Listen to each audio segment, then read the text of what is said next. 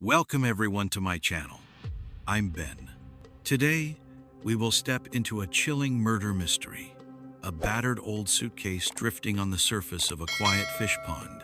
Hiding inside not luggage, but a horrifying secret no one could imagine. In every relationship, family, friendship, work, romance, people carried quiet expectations. To be heard when they felt weak. To be recognized when they tried. To be remembered by a small gesture. When those threads snapped, each side clung to its own reason, and neither side accepted the other. This case began with that kind of fracture, and with a disposal at an hour most viewers would not expect. On a police desk lay 6 garments: a mustard faux leather jacket, dark blue jeans, a pale sky blue turtleneck sweater with a braided pattern, a knit skirt dotted with bright red and white hearts, a short-sleeved ruffled blouse, and a light long-sleeved top. They looked waterlogged and streaked with grit. They had not been worn on a body. They had been packed around a body. The photograph spread quickly after a reward notice appeared on Weibo, a major Chinese social network that many people treat like a digital town square, where urgent notices race from phone to phone. A few days earlier, in Langhu, Huzhou, Zhejiang, a fish pond owner named Mr. Bai arrived at dawn to feed his stock. He noticed a fabric suitcase drifting near the middle of the pond. He had checked the water only days before and had seen nothing. The lane ran just a few meters from the embankment, roughly 10 to 15 feet, but a wall of tall shrubs and young trees hid the water from the road. From the lane, you could not see the case. Only someone who stepped into the grove could. Curiosity mixed with worry. It was his pond, his livelihood. He hooked the suitcase and tugged it to shore. A sour, sickly odor lifted from the seams. He eased the zipper open an inch, then another. A pale human calf pressed against the gap. Panic surged. He flung the suitcase back into the water and ran. After he steadied himself, he called the police. About half an hour later, officers sealed the area. The suitcase bobbed near the southeast corner, the spot where Mr. Bai had thrown it back in. They hauled it out again. On top lay the clothes, packed as padding. Below lay the lower half of a young woman waist to feet, protruding at the zipper like a terrible bookmark. The upper body was missing. The forensic team worked fast. Temperature, tissue condition, and early insect activity suggested the victim had been killed 3 to 4 days earlier. If they could find the head and the hands, they might still recover fingerprints, even if skin slippage had begun, a post-mortem effect in which the outer layer loosens from what lies beneath. Believing the missing parts could be in the pond, officers brought in a pump and drew the water down to the muddy bed. Men waited, palms sweeping the silt, but found no second bag, no bones, no tools, only the empty floor of a rural pond that had already given up all it would give that day. The pond had yielded nothing more. After the pumping, men swept their hands through mud the color of wet tea leaves, circling and recircling until fatigue dulled their fingertips. No second bag, no bone chips, no tool.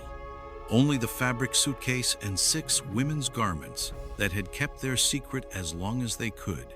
That meant the upper body had been discarded elsewhere. It also meant the case had to pivot from a place-based search to a person-based hunt. Who was she? Forensics went first. Bone development and soft tissue changes suggested a woman around 20. Measuring the tibia, the experts estimated a stature of roughly 5 feet to 5'1", the kind of figure that could vanish into a crowd and be remembered only by those who loved her. If police could find the head and the hands quickly, there was still a chance to recover fingerprints, even if early skin slippage had begun. Without them, they would need a name by other means: paper trails, databases, or the stubborn memory of someone who noticed her absence. Veteran detectives knew a harsh truth about dismemberment. When a body was cut into parts, the killer was very often someone familiar, someone who feared identification and proximity in equal measure. They checked local missing persons reports. Nothing matched. No daughter, sister, or co-worker reported missing in the neighborhood fit a young woman of that height and age. That pointed to two possibilities. She had been killed elsewhere and moved, or she had recently arrived and lived without a family circle close enough to trigger a report. They entered her DNA into the national database. Officers did not pretend this was a silver bullet. At the time, the bank of profiles skewed toward registered offenders, not victims or ordinary citizens. A match would be a gift, not an expectation, and no gift came. The screen stayed blank, the empty space where a name should have been felt heavier than any document on the desk. So they turned the suitcase into a map. It was the soft-sided kind, frayed at the edges, the fabric rubbed to a dull shine where hands had tugged it through stations and doorways. Its brand traced back to Nanchang, Jiangxi, a local manufacturer that had produced this model between 2007 and 2009, and then retired it. Distribution had been limited to Jiangxi. 3 years had passed since the last shipment. Retail logs were gone. Security cameras had long since been overwritten. Clerks could not be expected to remember a single sale sliced out of the blur of ordinary days. The suitcase told them a region, not a buyer. The clothes told a story of their own. 4 pieces were winter wear, including a knit skirt meant to be paired with tights and a pale braided turtleneck. But the victim had died in early autumn-September. Air still warm on skin, so why were out-season garments traveling with her remains? The answer sounded like domestic life. Those were not travel pics. They were closet pics, lifted from a place where she actually lived, or from the place where the killer lived with or near her. Packed on top of the lower torso, the clothes also worked like padding, absorbing blood and hiding outlines. Fabric suitcases breathe. They weep at the seams. Layer enough cotton and acrylic, and you slow the seep and dull the smell for a while. Investigators priced the garments and found nothing luxurious. Each piece cost in the range that street markets and low-end wholesalers move by the hundreds, sometimes the thousands.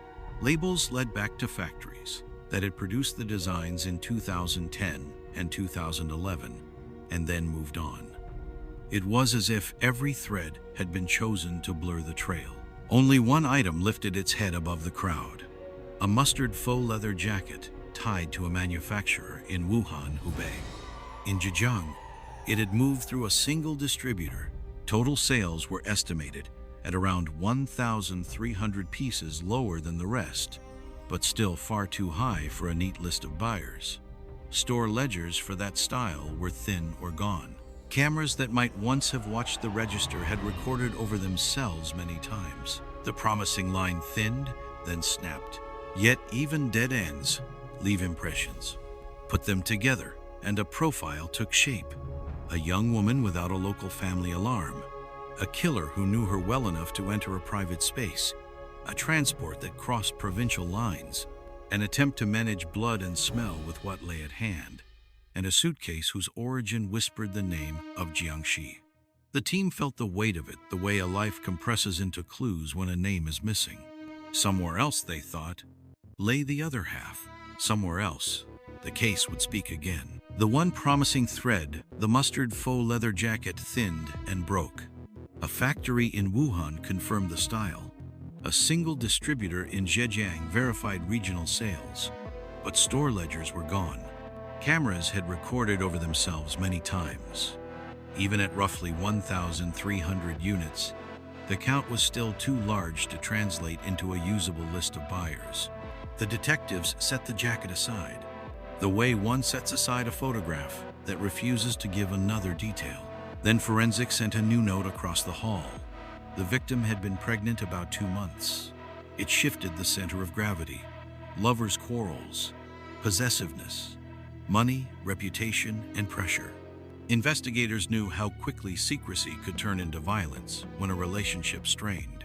If a young woman carried a pregnancy that complicated someone's life, the circle of likely suspects narrowed to those who knew her intimately. They returned to the disposal, because disposal always talked if you listened long enough.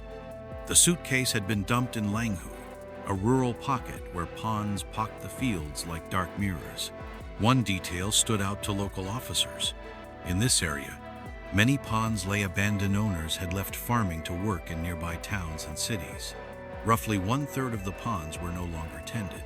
Yet whoever disposed of the suitcase chose a pond that still had a caretaker who visited daily. That made little sense if the goal was to delay discovery. The conclusion was uncomfortable but clear. The killer likely did not know the terrain.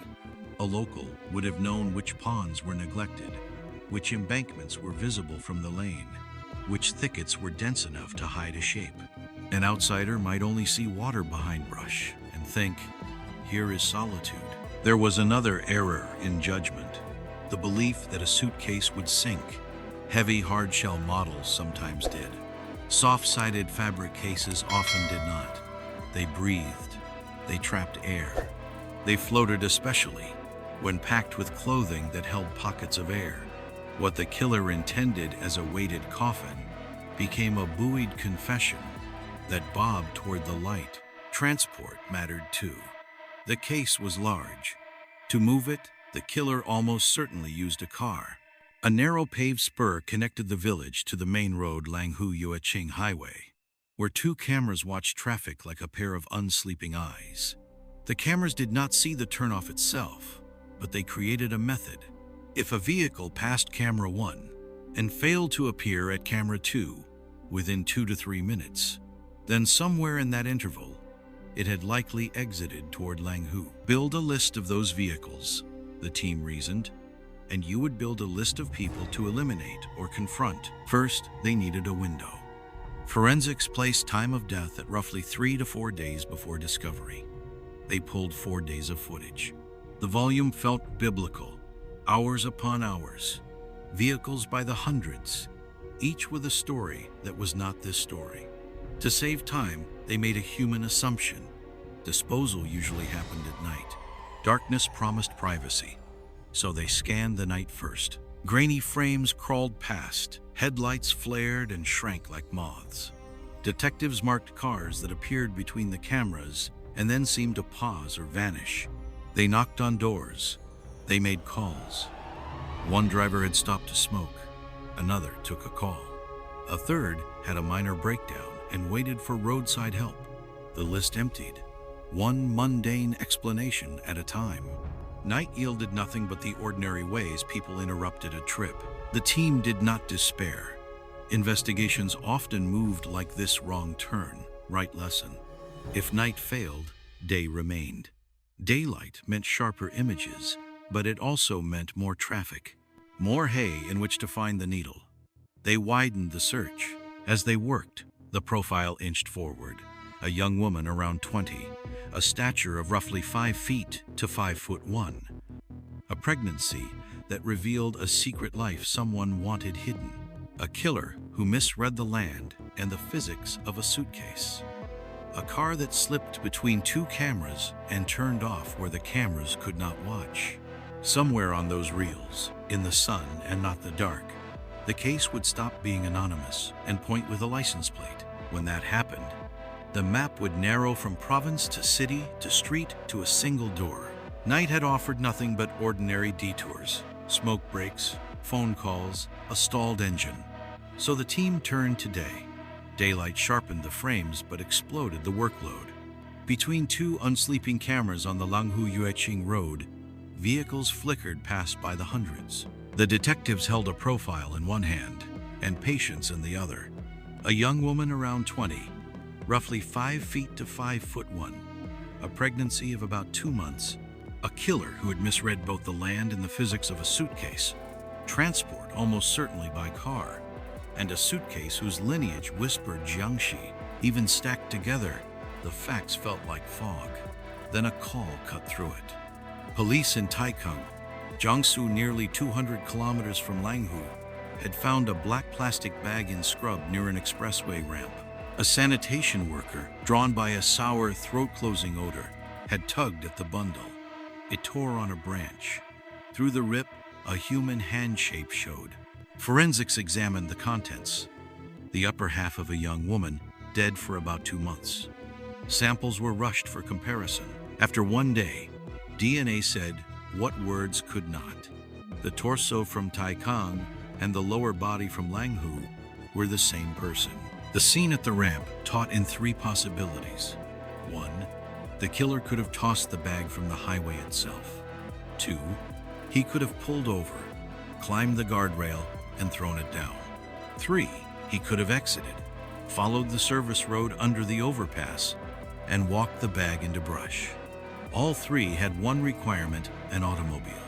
And with a car's range and concealment, a single drive could scatter parts along one route, one half at Taikang, the other at Langhu. Link the points and you do not just draw a map, you draw intention. Now there was a clock to wind back. Working from the discovery date and the estimated time of death, roughly 3 to 4 days before the suitcase surfaced in the pond, the team pulled a single day of footage, bracketing both places. They asked a simple question: which cars show up at Taikang in the morning, and then at Huzhou around midday, with enough time to detour into Langhu? Amid the flood, one silver car kept returning to their notes. It appeared at Taikang around 7:30 in the morning. It surfaced near Huzhou at about 11:43 at midday. On the same day, the lower half would later be found. The plate read Jiangxi, letters BK followed by digits that looked altered. The second to last character was a 7 with the up, per bar darkened, as if someone had laid a strip of black tape across it to make it resemble a 1, camouflage for machines, not for people. A plate is not a person, but it is a door. Registry checks named an owner, a man with the surname Liao. The detectives did not knock. Too much time had passed since the dumping, and knocking too soon teaches a suspect to clean. Instead, they watched and they pulled threads that would not alert him. Toll booths keep their own quiet diaries. From those stamps of time and place, the team rebuilt earlier trips. One image, months before the murder, February 2012, showed Liao's car crawling through a toll plaza with a young woman in the passenger seat. The frame was soft, the face unreadable, but the blouse she wore was a short-sleeved, ruffled style that matched the one packed into the suitcase from Langhu. The case was no longer faceless. Geography had narrowed to highways and ramps. Time had narrowed to a morning and a midday. Craft had narrowed to a driver who taped his plate and believed a fabric suitcase would sink. And motive still unproven, but circling closer, had narrowed to intimacy, secrecy, and the pressure of a pregnancy that someone wanted to erase. Detectives felt the investigation tighten, like hands on a steering wheel when the road straightens. Ahead, there would be a room, a name spoken across a desk, and the way a story sounds when the only person who can tell it starts to talk. The silver car with the taped plate Jiangxi BK5178 had led investigators to a name on paper, Liao. Names on paper are not truth, but they are doors. And one more door creaked open when officers retraced the people around him. A friend of Liao looked at the toll plaza frame from February and said the quiet part aloud. The young woman in the passenger seat might be Zhou, Liao's ex-girlfriend. Both, he added, were from Jiangxi. Beyond that, he knew little. No full name, no workplace, no clear address, a shape without edges. Investigators tried the obvious next step: missing person reports in Jiangxi. Nothing. No Zhou of the right age. No daughter or co-worker whose description matched a woman of about 20, roughly 5 feet to 5'1". The absence did not erase the lead. It narrowed the map. Maybe the hometown was right, but the report lived somewhere else. Or maybe the family had not filed one at all. So they searched the part of the internet where ordinary worry goes when it cannot find an office window. Forums. Scroll by scroll. Username by username. A notice surfaced. A father in Taikang, Jiangsu, had posted about his missing 20-year-old daughter, surname Zhou. The timing, the description, and the location fit the case like matching threads. Taikang was exactly where the upper body had been found, near the expressway ramp. Police went to the address in the contact field and met the father. Denial is a form of love, and it came first. His daughter was a good girl, he said. She had never married. She could not be pregnant. She could not be the victim from the suitcase and the black plastic bag. He held this like a plank in a storm. Officers did not argue. They laid out the photographs. The mustard faux leather jacket, dark blue jeans, the pale braided turtleneck, the knit skirt with red and white hearts, the short-sleeved ruffled blouse, the light long-sleeved top. The father's face changed at the jacket. He had bought it for her as a New Year's gift the previous spring festival, the Lunar New Year celebrated across East Asia when families reunite and exchange gifts. It had been a little loose on her shoulders, he remembered, but she loved the color. He touched the photo like one touches a door that will not open again. To complete identification, officers collected his blood for DNA comparison. The lab answered the only question that mattered. The lower half from the Longhu Pond and the upper half from Taikang belonged to his daughter. Acceptance did not arrive all at once. It arrived like winter, creeping in through the seams until the room grew cold. Asked about the man in the toll booth photograph, the father shook his head. He did not recognize him. Had his daughter ever mentioned the name Liao Ba or any man's surname Liao? No, he said. She had once said she was dating a former high school classmate, someone her own age. The investigation had already drawn a different picture. Records and witnesses tied Zhou to Liao Ba for almost 2 years. Liao had been born in 1974, Zhou in 1991, a gap of 17 years too wide for a classroom desk. The mismatch mattered, not because numbers solve cases, but because they shape pressure, status, control, secrecy, what is asked and what is given. A pregnancy, about 2 months along, was not an abstract idea anymore. It was a lever that could pry at pride, family, and future. Following the thread into Taikang, officers found the room where Liao and Zhou had lived. A converted garage rented cheaply, the kind of space that holds the heat in summer and the damp in winter. The lease was in Liao's name. To the landlord, they had said they were husband and wife. He had seen the young woman only once.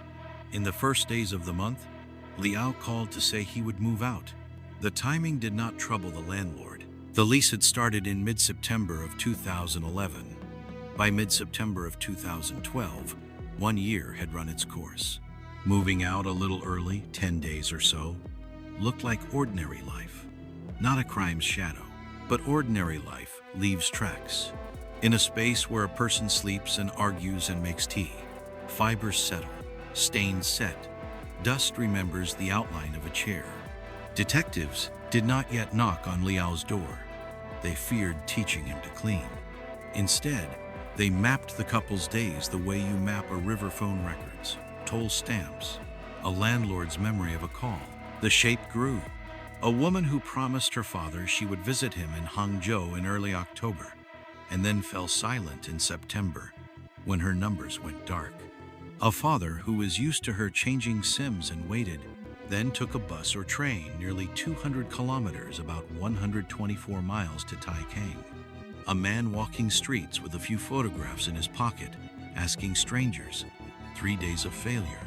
A return to Hangzhou. And at last, on October 17th, 2012, a missing person post on a local forum because that was the door that was left. Facts do not feel, but they point. The jacket bought as a New Year's gift. The converted garage. The phone that would not answer. The lie about a high school sweetheart. The age gap that was not a gap in love so much as a gap in power. Threaded together, these did not yet prove murder, but they closed distance.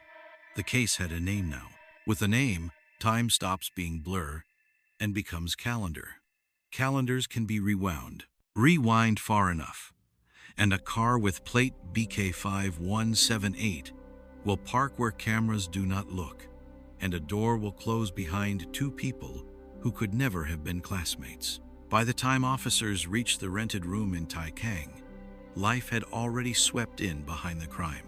The landlord had relet the space, a converted garage with a concrete chill that clung to the ankles, and the new tenants had lived there for more than 2 months. Fresh buckets and a mop leaned by the door. The mattress was not the same. The corners smelled of detergent. To the naked eye, the bedroom told nothing. The bathroom did. High on the tiled wall, just under the line where steam would gather, the technicians found freckles of dried brown. Below the waist height, the tiles looked scrubbed clean, too clean, smoothed by showers, and a hard bristled brush, but higher up the mist had spared what gravity could not. A presumptive test turned the swabs a color that meant one thing: human blood. In forensics, the height of a stain is a kind of memory. It remembers the force that sent it there and the haste that failed to erase it. The finding gave the investigation a spine. On the evening of November 20th, officers moved in on a company dormitory in Wenzhou, a coastal city in Zhejiang, known for factory blocks and crowded canteens.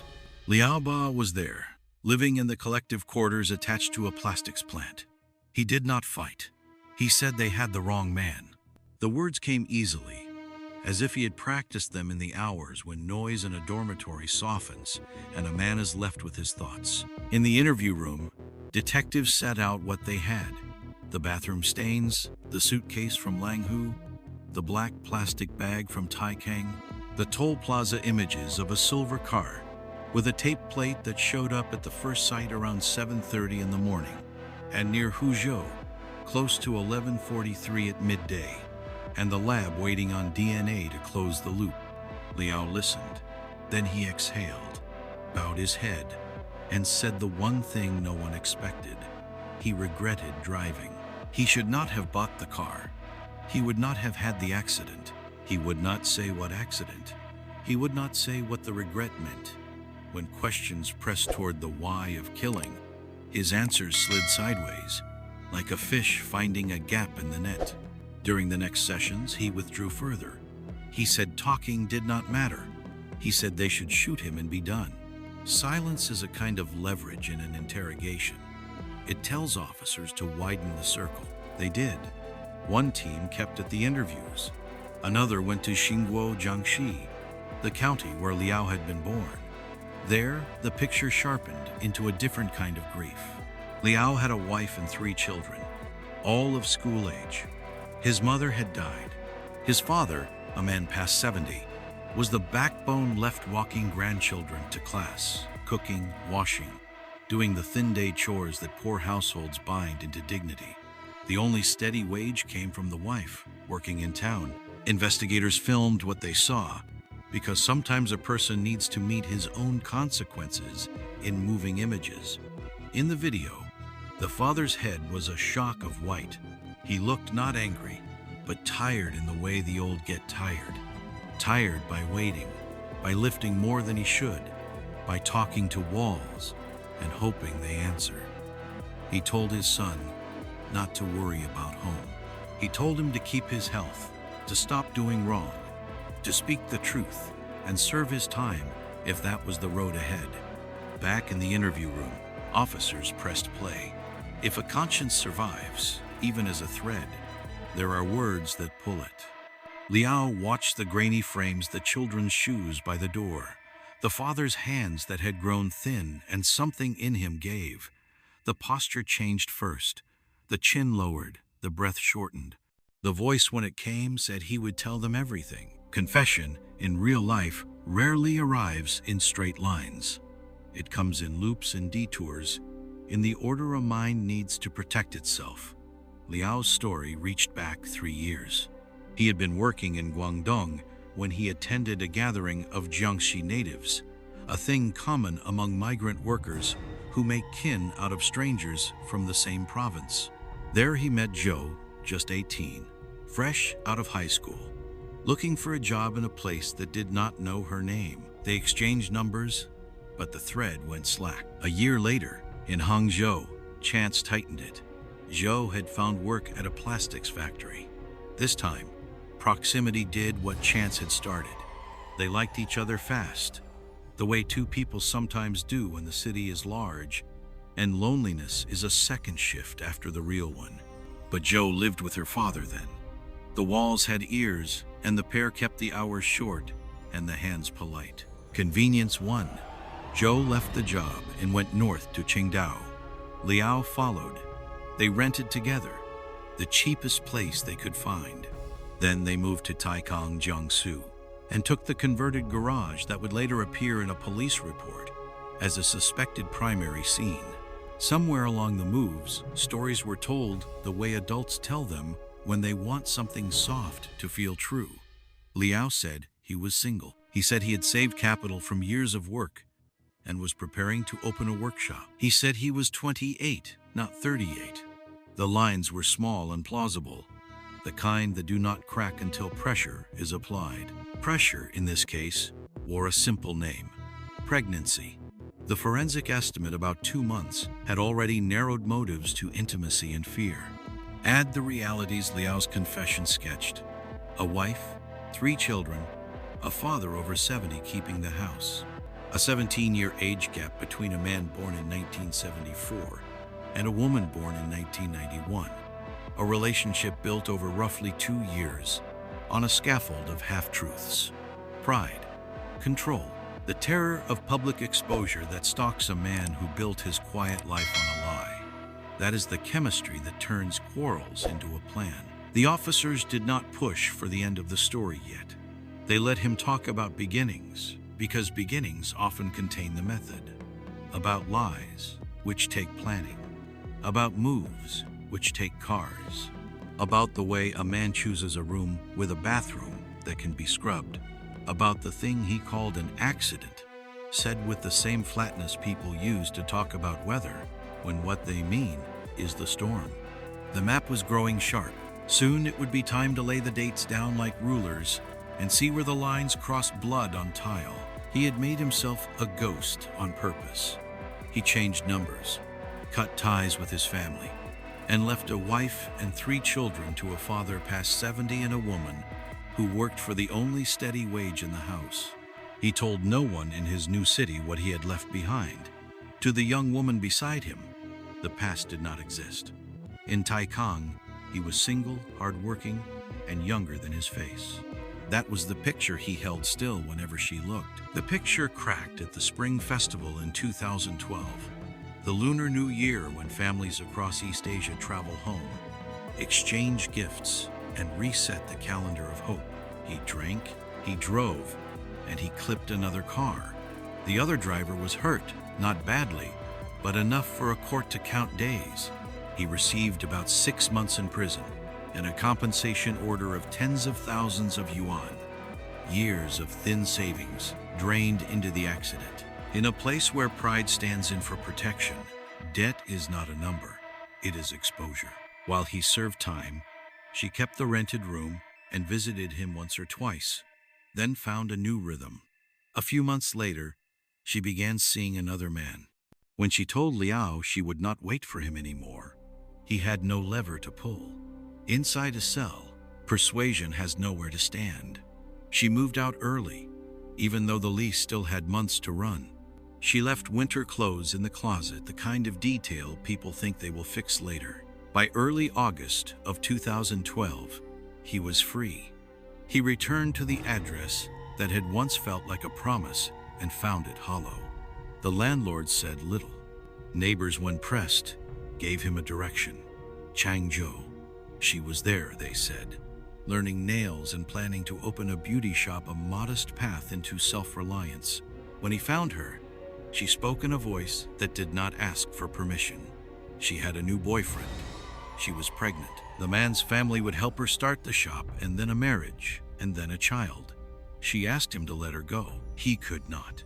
He stood outside the nail shop one night and told himself that devotion would be read as devotion. It was read as harassment. She threatened to call the police. She did call. In the story he later told, this was the hinge. A good man cast as a bad one. A lover turned into a stranger beside a door he could no longer enter. In the story the case file told, the hinge was smaller and sharper. A man whose lies were cornered by the truth of time and a pregnancy that did not belong to him. He went back to Taikang and moved into the garage room again. The lease would end in mid-September. He told himself a practical story. The woman would come back for what was hers. Winter clothes, little things, the scraps of a life that never fit in one box. So he waited patient the way a trap is patient. It happened on a night in early autumn, in the first hours after dusk, when the courtyard rooms were lit and neighbors still moved about. She came with a large suitcase, the kind that can swallow a season's worth of clothes. The light inside was on. She knew he was there. She came in anyway. She opened the closet and began to fold what was hers. He tried words first. He said old things and new ones. Regret turned outward. Admiration turned into claims. The tired argument that loyalty and dependency were the same. She refused. He called her unfaithful. He said she had stayed when he had money and left when misfortune came. He used a phrase that lives in the mouths of men who fear irrelevance, that she chased wealth and abandoned poverty. She kept packing. In the end, he used his hands. Manual strangulation leaves a record on a room even after the body is gone. It leaves fallen items, widened eyes, a silence that feels thinner than air. When it was over, he sat down to learn what he had done. Then her phone rang. On the screen, the caller ID said husband. He did not answer. He sent a text instead. Parents had called her home. He wrote, she needed to talk to them about the relationship and the pregnancy. He turned the phone off. The new boyfriend, who had once been told that her parents preferred she marry a better-off man from their hometown, believed what a lie already wanted him to believe, that she had made a choice and cut the line. Hours passed. The room held what rooms hold after a killing heat, the smell of iron, and a heavy arithmetic nobody can ignore. The suitcase she had brought was large, but a human body is larger. He dragged her into the bathroom because bathrooms can be cleaned, and because tile does not remember as well as paint. He chose the most brutal solution and cut the body into 2 parts. The larger section went into the suitcase. The smaller, wrapped tight, went into a black plastic bag. He had a car. He had a map that started at his door. He had a plate altered with a strip of black tape across the upper stroke of a 7 to make it look, at a glance and to an algorithm, like a 1. He had a plan that ran against the expectation detectives used to shrink their search. Not midnight, but morning. Not one trip with 2 stops at night, but a route in daylight that turned at ramps and pondside lanes. Before sunrise, he drove to the highway near Taikang and found the service road below the overpass. He left the black bag where scrub would hide it from casual eyes, and where smell would carry only when the wind came right. Then he drove south. Near Huzhou, close to midday, he exited toward Langhu and the ponds that dot a rural district like dark mirrors. He walked the suitcase into brush and slid it into water that was supposed to hold it. Fabric breathes. Air stayed trapped. The suitcase floated, what a killer calls clever, a city calls routine. Cameras at toll plazas watched the silver car pass in the morning and surface again near Huzhou late in the morning. The plate said Jiangxi letters BK, followed by digits, one of them darkened to look like another. 2 unsleeping cameras on the Langhu-Yueqing road bracketed a turnoff they could not see. The timing between them wrote a method in numbers. The car that does not appear on camera 2, within 2 or 3 minutes, turned where the cameras cannot look. He thought he had erased the night. He had simply written a new schedule. In the logic of investigation, disposal is a mirror that shows motive and character in negative. The choice to text instead of explain. The need to control a narrative in which love is owed and anger is justified. The calculation that a bathroom erases better than a bedroom. The faith that daytime is camouflage, that ordinary motion makes extraordinary acts disappear. He had the details right and the premise wrong. Ordinary motion is exactly what cameras are built to learn. When detectives later stood in that bathroom, they found what tile remembers despite a mop. High on the wall, where steam gathers and gravity slows. Freckles of dried brown answered a presumptive test with a single word: blood. They measured height and spread, and watched the droplet arc sketch the force that took her breath. In Wenzhou, when they put a father's voice and 3 small pairs of shoes on a screen, Liao Ba said he would tell everything. He spoke of beginnings because beginnings are softer to touch. But the end was carved into tile, and the route morning north for the bag, late morning south for the suitcase, was already frozen on a hard drive that does not sleep. In the weeks after the killing, absence did the work that lies had done for years. The new boyfriend did not file a report. He knew almost nothing about her family and no exact address. When her phone went dark, he believed the story the text message wanted him to believe that her parents had called her home to talk about the relationship and the pregnancy, and that she would be choosing a future that looked more acceptable to them. Love often wants to read retreat as deliberation.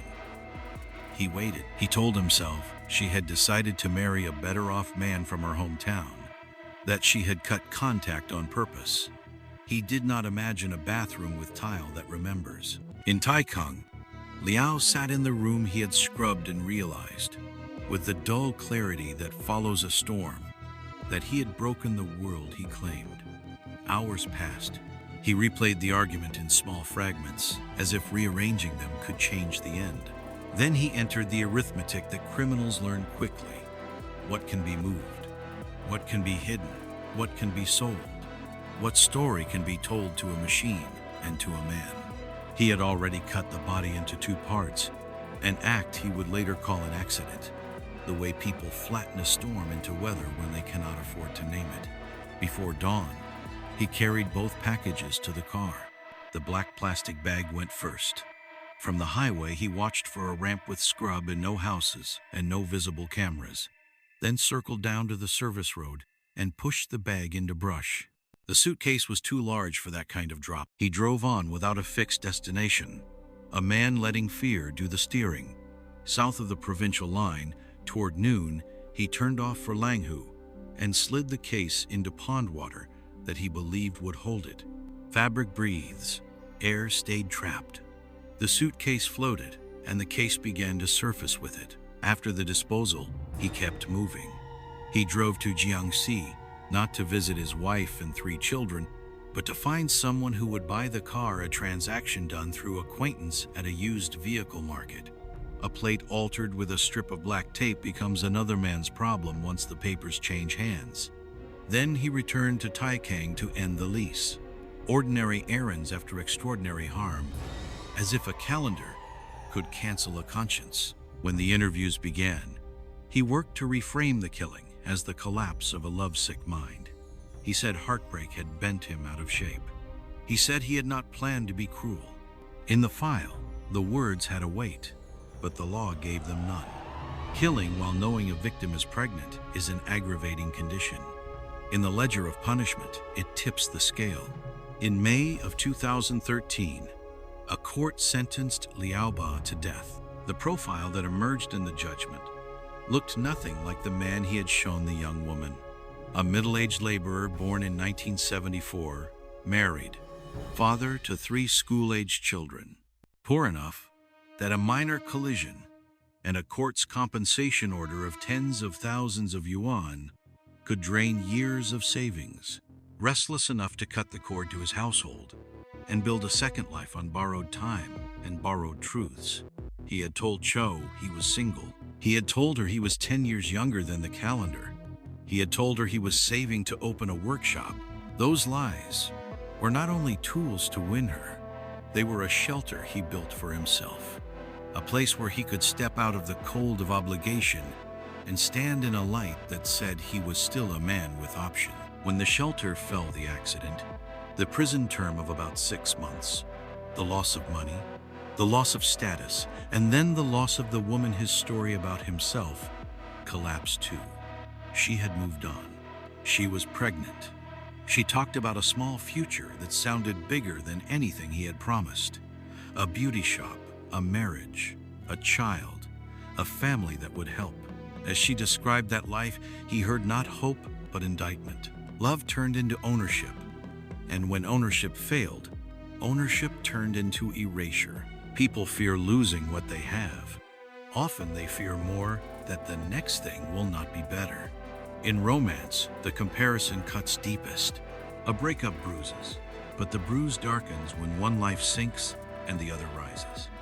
Psychologists describe a pattern of status loss rage in which humiliation, envy, and fear of replacement braid into violence. The case read like a template. A man who had traded his first obligations for a second chance. A young woman who tried to step away and build something modest and steady. A moment when her better future became a mirror that he could not bear to look into. None of that made her choices wrong. She was very young. She had left the countryside to work in cities where she had little protection and fewer social anchors. She trusted an older man who had curated a version of himself. When she tried to leave, she did the ordinary things women do to be safe, kept the visit short, went in early evening, packed quickly, threatened to call the police when he hovered outside her new workplace. Ordinary defenses do not always hold against a person who has decided to force an ending. What the investigation taught, beyond the story of two people, was procedural and human at the same time. It taught that a fabric suitcase floats. It taught that a morning run can be more conspicuous than a midnight one when a route is bracketed by cameras. It taught that a text message can be a weapon when it is designed to fit a hope. It taught that a bathroom remembers what a mop cannot reach: the freckles high on tile, where steam gathers and gravity slows. It taught that toll systems are civic memory, writing a quiet diary in stamps of place and minute, so that a route can be rewound when a life cannot. In the end, the detectives could draw the path with a finger. Early morning north to the ramp for the black plastic bag, late morning south to Langhu for the suitcase. The sale of the car to a man who knew a man. The phone gone dark. The lease closed. The arrest in Wenzhou. The video of a father with white hair and 3 pairs of small shoes by a door. A confession that circled back to its opening lies. And a bench's decision written in the language of the state that the killing of a pregnant young woman by a man who knew of the pregnancy warranted the heaviest sentence the law could give. We end where the case began, with expectations. She expected an honest partner and a safer tomorrow. He expected that devotion would be read as a claim and that the city would let him write a second life without paying the debt on the first. The city is indifferent. The cameras are not. The tile is not. The water is not. When the suitcase refused to sink, the truth rose with it. In the weeks after the killing, absence did the work that lies had done for years. The new boyfriend did not file a report. He knew almost nothing about her family and no exact address. When her phone went dark, he believed the story. The text message wanted him to believe that her parents had called her home to talk about the relationship and the pregnancy, and that she would be choosing a future that looked more acceptable to them. Love often wants to read retreat as deliberation. He waited. He told himself she had decided to marry a better-off man from her hometown, that she had cut contact on purpose. He did not imagine a bathroom with tile that remembers. In Taikang, Liao sat in the room he had scrubbed and realized, with the dull clarity that follows a storm, that he had broken the world he claimed. Hours passed. He replayed the argument in small fragments, as if rearranging them could change the end. Then he entered the arithmetic that criminals learn quickly. What can be moved? What can be hidden? What can be sold? What story can be told to a machine and to a man? He had already cut the body into 2 parts, an act he would later call an accident, the way people flatten a storm into weather when they cannot afford to name it. Before dawn, he carried both packages to the car. The black plastic bag went first. From the highway, he watched for a ramp with scrub and no houses and no visible cameras, then circled down to the service road and pushed the bag into brush. The suitcase was too large for that kind of drop. He drove on without a fixed destination, a man letting fear do the steering. South of the provincial line, toward noon, he turned off for Langhu and slid the case into pond water that he believed would hold it. Fabric breathes. Air stayed trapped. The suitcase floated, and the case began to surface with it. After the disposal, he kept moving. He drove to Jiangxi, not to visit his wife and 3 children, but to find someone who would buy the car, a transaction done through acquaintance at a used vehicle market. A plate altered with a strip of black tape becomes another man's problem once the papers change hands. Then he returned to Taikung to end the lease. Ordinary errands after extraordinary harm. As if a calendar could cancel a conscience. When the interviews began, he worked to reframe the killing as the collapse of a lovesick mind. He said heartbreak had bent him out of shape. He said he had not planned to be cruel. In the file, the words had a weight, but the law gave them none. Killing while knowing a victim is pregnant is an aggravating condition. In the ledger of punishment, it tips the scale. In May of 2013, a court sentenced Liao Ba to death. The profile that emerged in the judgment looked nothing like the man he had shown the young woman. A middle-aged laborer born in 1974, married, father to 3 school-aged children, poor enough that a minor collision and a court's compensation order of tens of thousands of yuan could drain years of savings, restless enough to cut the cord to his household and build a second life on borrowed time and borrowed truths. He had told Chow he was single. He had told her he was 10 years younger than the calendar. He had told her he was saving to open a workshop. Those lies were not only tools to win her, they were a shelter he built for himself, a place where he could step out of the cold of obligation and stand in a light that said he was still a man with options. When the shelter fell, the accident, the prison term of about 6 months, the loss of money, the loss of status, and then the loss of the woman his story about himself collapsed too. She had moved on. She was pregnant. She talked about a small future that sounded bigger than anything he had promised. A beauty shop, a marriage, a child, a family that would help. As she described that life, he heard not hope, but indictment. Love turned into ownership. And when ownership failed, ownership turned into erasure. People fear losing what they have. Often they fear more that the next thing will not be better. In romance, the comparison cuts deepest. A breakup bruises, but the bruise darkens when one life sinks and the other rises. Psychologists describe a pattern of status loss rage in which humiliation, envy, and fear of replacement braid into violence. The case read like a template. A man who had traded his first obligations for a second chance. A young woman who tried to step away and build something modest and steady. A moment when her better future became a mirror that he could not bear to look into. None of that made her choices wrong. She was very young. She had left the countryside to work in cities where she had little protection and fewer social anchors. She trusted an older man who had curated a version of himself. When she tried to leave, she did the ordinary things women do to be safe, kept the visit short, went in early evening, packed quickly, threatened to call the police when he hovered outside her new workplace. Ordinary defenses do not always hold against a person who has decided to force an ending. What the investigation taught, beyond the story of 2 people, was procedural and human at the same time. It taught that a fabric suitcase floats. It taught that a morning run can be more conspicuous than a midnight one when a route is bracketed by cameras. It taught that a text message can be a weapon when it is designed to fit a hope. It taught that a bathroom remembers what a mop cannot reach: the freckles high on tile, or steam gathers and gravity slows. It taught that toll systems are civic memory, writing a quiet diary in stamps of place and minute, so that a route can be rewound when a life cannot. In the end, the detectives could draw the path with a finger. Early morning north to the ramp for the black plastic bag. Late morning south to Langhu for the suitcase. The sale of the car to a man who knew a man. The phone gone dark. The lease closed. The arrest in Wenzhou. The video of a father with white hair and 3 pairs of small shoes by a door. A confession that circled back to its opening lies. and a bench's decision written in the language of the state, that the killing of a pregnant young woman by a man who knew of the pregnancy warranted the heaviest sentence the law could give. We end where the case began, with expectations. She expected an honest partner and a safer tomorrow.